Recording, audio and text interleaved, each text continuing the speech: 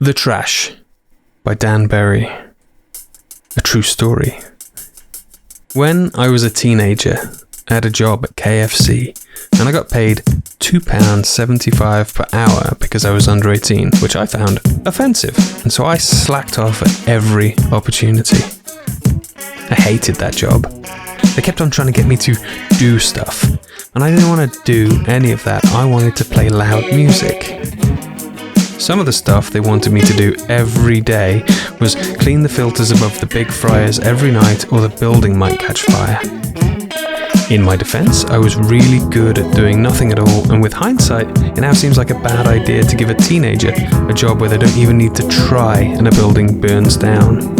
So, after the second fire, the room at the top of the building, which had previously been used for storage, was pretty badly smoke damaged. After that, it was only used as a place to go and smoke cigarettes. It was gross up there on the second floor. Cigarette butts everywhere and nowhere clean to sit down. But you could sit in the window and watch the people in the street below while you smoked. In my town, there's a flower show each summer where crowds of posh, horsey people dress nicely to go and look at horticultural delights. If the flower show was on, you could sit and watch crowds of posh people ambling along below. And you could try and throw cigarette butts into the brims of the wide fancy hats worn by the poshest ladies. I remember throwing the cigarette butts and then giggling with childish glee, ducking back so nobody could see me. Then my boss came upstairs saying that many people had seen me throwing cigarette butts, and I got into quite a lot of trouble. I had a bad shift. I was indignant after being told off. I was punished by being given all the worst and grossest jobs. I was in a bad and sassy mood. The restaurant closed at midnight, so by the time everything was tidied and cleaned, we'd often be there until 3 a.m. The bin bags had to go out on the street to be collected the next morning. They had leaked chicken fat and congealed gravy, even if you double bagged them, and so the pavement would end up really slippery and smelly, and this was one of my punishment jobs. So it was that I came to be stood outside the restaurant at 2:30 a.m, covered in chicken fat, trying not to slip over, arranging bin bags full of rotting food with my boss watching me from the window, tutting at my surliness. A bin bag would slide off the pile into the street, and she'd tap her watch and shake her head, and I'd place the bag back in position with a big sarcastic show of affection, patting it on the top like a good dog when it stayed. I looked up and I saw a change on my boss's face. Previously, her face had said, "I can't wait to finish my masters so I don't have to deal with this shit anymore." But now it wore an unreadable grimace. "Get in now," she mouthed through the glass. So I made a renewed effort to slowly and pedantically place all the bin bags just so. When I got to the door, she dragged me roughly by the lapels into the restaurant in a manner that made me think, the area manager is going to hear about this. She slammed the door and locked it, saying the words, "Fucking hell, fucking hell, fucking hell," over and over while staring out into the street. I looked past her to see what she was looking at. A couple of steps from where I'd been stood only moments ago was a man, illuminated by the light from the restaurant. "He was right behind you," she said. "Let me describe him for you. He was medium height and skinny-ish, probably in his 50s. He looked like he might work indoors at a National Trust property or have to leave a job to spend more time with his family.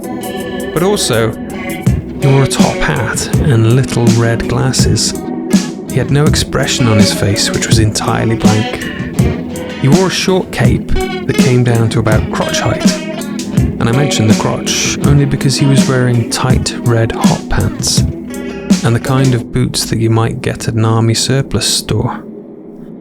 "Fucking hell," I said. The man slowly opened his cape with both arms and performed a wide-kneed squat. It reminded me of the tropical birds you might see in the David Attenborough documentary. It felt sexually charged for sure, mainly because the inside of his cape was pinned with what I can only assume was his favourite pornography, cut very neatly from his favourite pornographic magazines. Eventually, He turned and squat walked away down the street and into the night. He was doing that right behind you, she said. Fuck me, I said.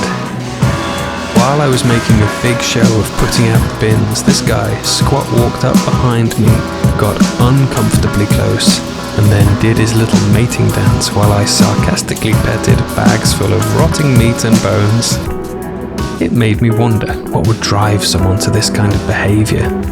I thought about the woman with the hat filled with cigarette butts, and I thought about her husband.